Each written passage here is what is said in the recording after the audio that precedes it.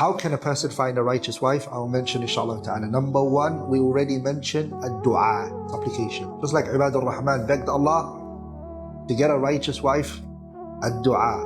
And Allah told us in the Quran, وَقَالَ رَبُّكُمُ ادْعُونِي أَسْتَجِبْ لَكُمْ. وَقَالَ رَبُّكُمُ ادْعُونِي, your Lord said, beg me, أَسْتَجِبْ لَكُمْ, I will accept your dua. And my brothers and sisters, the entire act of worship that we do really goes back to إِمَّا دُعَاءُ الْعِبَادَةِ أَمَا دُعَاءُ الْمَسْأَلَةِ. And that's what the Prophet mentioned, الدُّعَاء هُوَ الْعِبَادَةِ. Number two is الْبَحْثُ عَنْ ذَاتِ الدِّينِ. Number two is الْبَحْثُ عَنْ ذَاتِ الدِّينِ. Looking at the woman who possesses religion. That's your priority. If you want a righteous wife, the first priority that you need to have is religion. You can add whatever you want onto that after that, but the first thing that you look at is religion. And the Prophet told us, alayhi salatu wasalam, in the famous hadith, تُنْكَحُ الْمَرْأَةِ لِأَرْبَعٍ. A woman is married because of 4 reasons.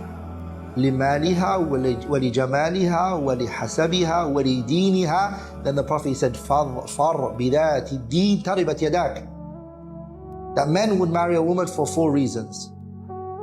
Beauty, مالها, she's wealthy, she's got money. Lineage, the woman is from a maybe royal family, she's from a high prestigious upper class. So a man might marry her because of that. And the 4th one is religion. Then the Prophet, he said, فَضْفَرْ, hasten, يعني إسرع, hasten, فَضْفَرْ بِذَاتِ الدِّينِ. Look for the one who possesses religion. تَرِبَتْ, may your hands be dusted. تَرِبَتْ يَدَاكَ.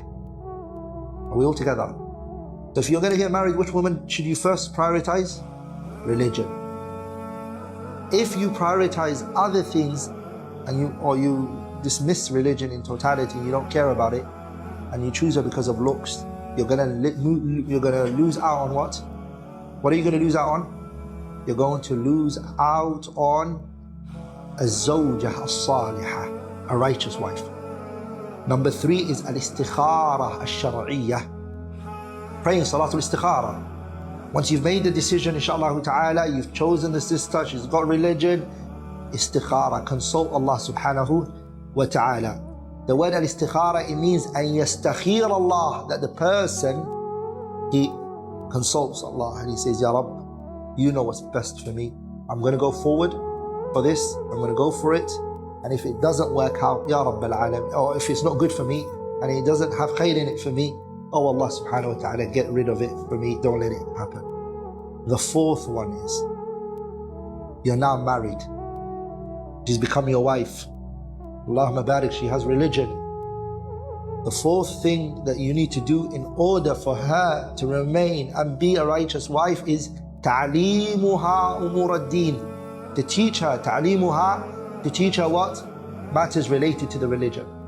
She needs to have the knowledge of the deen coming to her. A lot of sisters, Allahumma barik, they are practicing, they are upon their religion. Their parents educated them, mannered them, disciplined them. But when they get married, the brother might not take her to classes anymore.